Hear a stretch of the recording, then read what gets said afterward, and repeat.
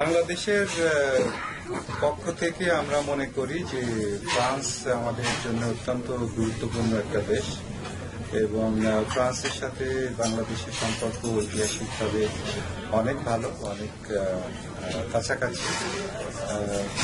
বিশেষ করে স্বাধীনতা যুদ্ধের সময় ফরাসি জনগণ আমাদের মুক্তিযুদ্ধের সপক্ষে বিশ্ব জনমত গড়ার জন্য সাহায্য করেছিল।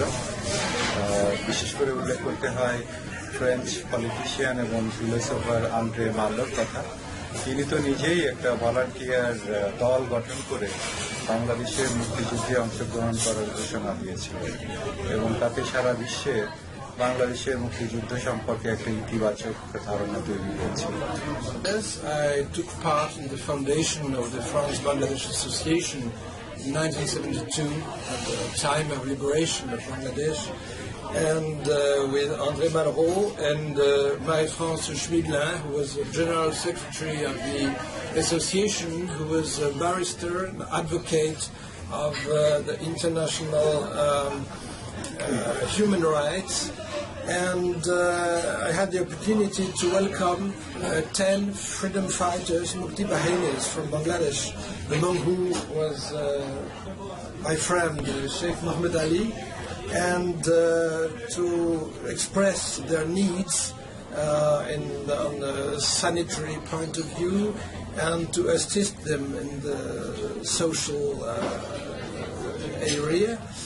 And today I'm very proud to meet His Excellency, the Ambassador of Bangladesh in France, and take part in the renewal and the revival of the association with all French and Bengali friends of Bangladesh. And so, Jai Bangla. অত্যন্ত আশ্চর্য হচ্ছি, এত বছর পর, 40 বছর পর আজকে আমরা জানতে পারলাম একটা ঐতিহাসিক সিদ্ধান্ত এদেশে নেওয়া হয়েছিল আমাদের স্বাধীনতা সংগ্রামের পর। আমাদের স্বাধীনতা সংগ্রামের সমর্থনে এখানে জনমত তৈরি হয়েছিল। এই জনমতের কর্ণধার ছিলেন সেই বিখ্যাত দার্শনিক আন্দ্রে মালরো। তার নেতৃত্বে যারা এখানে ওনার সঙ্গে সংঘবদ্ধ হয়ে ফ্রেঞ্চ বাংলাদেশ অ্যাসোসিয়েশন গঠন করেছিলেন, আজকে তার নেতৃবৃন্দ আমরা দেখতে পাচ্ছি। আমাদের সঙ্গে আছেন আমাদের বড় ভাই যারা মুক্তিযোদ্ধা, বিশেষত আমাদের মাঝে আছেন আমাদের মাননীয় রাষ্ট্রদূত, যার উদ্যোগে এবং আন্তরিক প্রচেষ্টায় আজকে আমরা এখানে এই মিলিত হতে পেরেছি। এই জেনারেশনে আমি বলব যে আমাদের দেশের স্বাধীনতা সংগ্রামের যে ইতিহাস আমরা বই পুস্তকে পড়েছি, আমরা অনেকের কাছে শুনেছি। এই বিশ্বে আমাদের এই সংগ্রামের, এই যুদ্ধের যে সমর্থন ছিল, সে ব্যাপারে আমাদের ধারণা ছিল খুব সীমিত। সেই ধারণা সময়ের সঙ্গে আজকে আমরা দেখতে পাচ্ছি এবং আমরা দেখে আশ্চর্য হচ্ছি। গতকালকে বাংলাদেশ যারা গড়েছিলেন আমাদের সেই বীর মুক্তিযোদ্ধা ভাইয়েরা তাদের জীবন উৎসর্গ করেছিলেন, তাদের জীবন দিয়েছিলেন, তাদের সর্বস্ব দিয়ে আজকের আমাদের এই বাংলাদেশ তৈরি করেছে। তাদের প্রতি সবসময় থাকবে আমাদের সশ্রদ্ধ কৃতজ্ঞতা। কিন্তু আমাদের জেনারেশন যারা আজকে এই বর্তমান বাংলাদেশ গড়ার সংগ্রামে ব্যস্ত, গড়ার প্রতিজ্ঞায় আমরা অব্যাহতভাবে কাজ করছি, তাদের এই ইতিহাস জানার প্রয়োজন ছিল যে আমাদের জন্য যারা তাদের সময় দিয়েছেন, তাদের শ্রম দিয়েছেন, তাদের দিক নির্দেশনা দিয়েছেন, নেতৃত্ব দিয়েছেন দেশে বিদেশে সব জায়গায়, আমাদের সেই আত্মত্যাগী মুক্তিযোদ্ধাদের স্মরণ করে, আমাদের সেই কঠিন মুক্তিযুদ্ধের সংগ্রামী দিনগুলোর কথা স্মরণ করে, দেশের সেই একটা যে বিশেষ ভূমিকা দেশ বিদেশে সবাই রেখেছিলেন, তাদের প্রতি শ্রদ্ধা জানিয়ে আমরা আজকে কালকে বাংলাদেশ গড়ার সংগ্রামে প্রতিজ্ঞাবদ্ধ। সেই পর্যায়ে আজকের অ্যাসোসিয়েশন, যেটা 1972 সালে ওনারা গঠন করেছিলেন। আমরা ওনাদের সেই নেতৃত্বকে অব্যাহত সামনে রেখে ওনাদের সঙ্গে আমরাও সংযোজিত হয়ে যেন কালকের আধুনিক বাংলাদেশ গড়ার সংগ্রামে সক্রিয়ভাবে অংশগ্রহণ করতে পারি।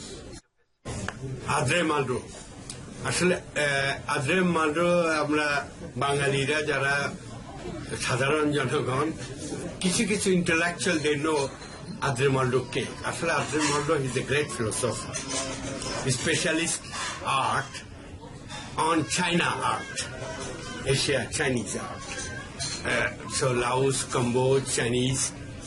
যখন বাংলাদেশের স্বাধীনতা আন্দোলন আরম্ভ হয় 1971 সালে, আদ্রে মালরো একমাত্র ব্যক্তি ইন্ডিভিজুয়ালি ইউরোপের, আমি বলছি লন্ডন তো, কিন্তু অ্যাকসেপ্ট ইংল্যান্ড বাদে যেগুলি ইউরোপ আছে, একমাত্র আদ্রে মালরো বাংলাদেশের পক্ষে একা দাঁড়িয়েছিল। তারপর অনেকে কিন্তু তার পক্ষে গেল। সেই André Marlboro great philosopher, politically জাগলের সাথে ছিলেন, ওনার সময় মন্ত্রী ছিলেন, বুঝেছ। সেই আদ্রে মালরো আমার ভাগ্য যে ঢাকা উনি গিয়েছিলেন, বঙ্গবন্ধু ইনভাইট করেছিলেন স্বাধীন হওয়ার পর। সেইখানে আমার যখন আর্ট কলেজে এক্সিবিশন হচ্ছিল, সেই এক্সিবিশনে অনেকে বললো যে আদ্রে মালরো, তখন তো আমি চিনি না। পরে দেখলো আসলে আদ্রে মালরো, এখনো আমার খেয়াল আছে, আদ্রে মালরো বলছিল যে আর্ট কলেজ আছে আর বাংলাদেশে, তখন 71-এ, ওই জন্যই গিয়েছিলেন দেখতে। ওইভাবে আমার ছবি আছে। আদ্রে মালরো যে অ্যাসোসিয়েশন এখানে তৈরি করেছেন, ন্যাচারালি আমি একজন মুক্তিযোদ্ধা, আমি ওনাদের অ্যাসোসিয়েশনের সবাইয়ের সাথে আমার পরিচয় হয়েছে, কিন্তু সবাই এখন নাই। যে ম্যানুয়েলের কথা বলছে, মোহাম্মদ আলী হাবিব নামে, মোহাম্মদ আলী হাবিব ওরা ইনজোর্ড, তারপর যেমন মেজর নাসিম না, কর্নেল নাসিম, এরা 13 জন এসেছিলেন হসপিটালে আদ্রে মালরোর কারণে ট্রিটমেন্ট করার জন্য। এগুলি আদ্রে মালরোর অনেক অবদান। বাংলাদেশের একজন যোদ্ধা হতো গেরিলা। 9 ডিসেম্বর 1972 সালে আমি গোপালগঞ্জ থানার মধ্যে আহত হই। আমার এক সহ যোদ্ধা ছিলেন, উনি অন স্পট মারা যান। 72 সালের 3রা অক্টোবর আমি চিকিৎসার জন্য আরো 3 জন মুক্তিযোদ্ধা সহ প্যারিসে আসি। 2-3 দিন পরে হঠাৎ করে একটা টেলিফোন আসলো। টেলিফোনের মারফতে জানতে পারলাম যে ফ্রাঙ্কো বাংলাদেশ অ্যাসোসিয়েশন নামে একটা অ্যাসোসিয়েশন আছে, যেটার ফাউন্ডার আন্দ্রে মালরো, মারি ফ্রান্স ইসপিন্দিগলা এবং আমার বিশেষ বন্ধু মানুয়েল ওখানে আমার সঙ্গে কথা বলল হসপিটালে, এবং তারা এসে আমার সঙ্গে হসপিটালে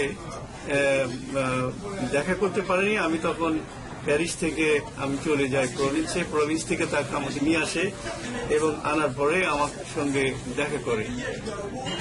তখন আমরা একটা জিনিস দেখেছি, সেটা হলো যে ফ্রাঙ্কো বাংলাদেশ অ্যাসোসিয়েশন আমাদের চিকিৎসা থেকে শুরু করে কাপড় চোপড়, আমাদের ডাক্তারদের সঙ্গে বসে আমাদের অপারেশন কবে হবে, কিভাবে চিকিৎসা হবে, এই সম্পূর্ণ দায়িত্ব তারা নিয়ে আমাদের মুক্তিযোদ্ধাদের, বিশেষ করে আমি যেটা দেখেছি, চিকিৎসা করিয়েছে।